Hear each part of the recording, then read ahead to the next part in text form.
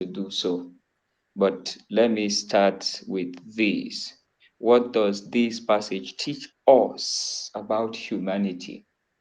Now, when we look at the passage carefully, we get to understand that Paul was speaking to a group of believers.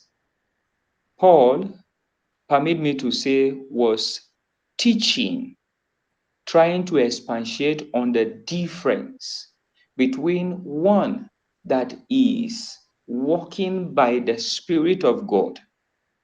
Now, when we look at this particular passage carefully, precisely 21, where he listed some of the fruit of the flesh, and 22, where he listed the fruit of the Spirit.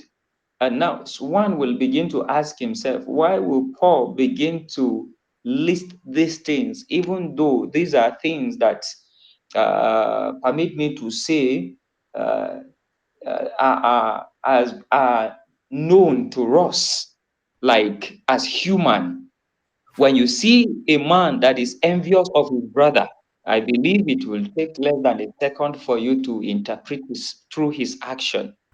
When you see a man that has one of the things that are mentioned here, some of these things are things that are actually visible.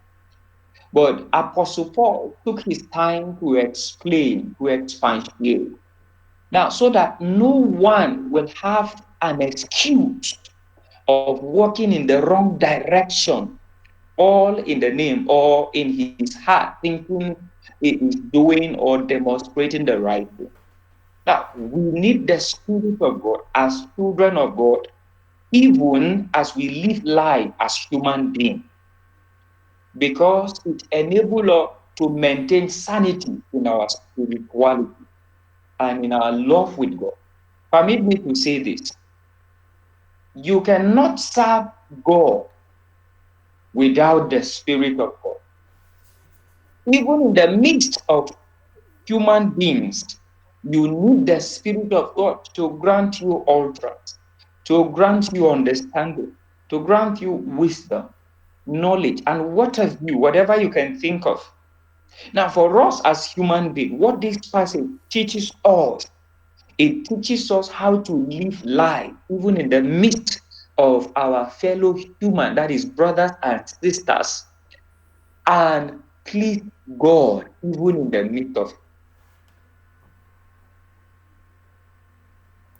Permit me to make use of this, would like to say analogy or example. Now, in a very corrupt world,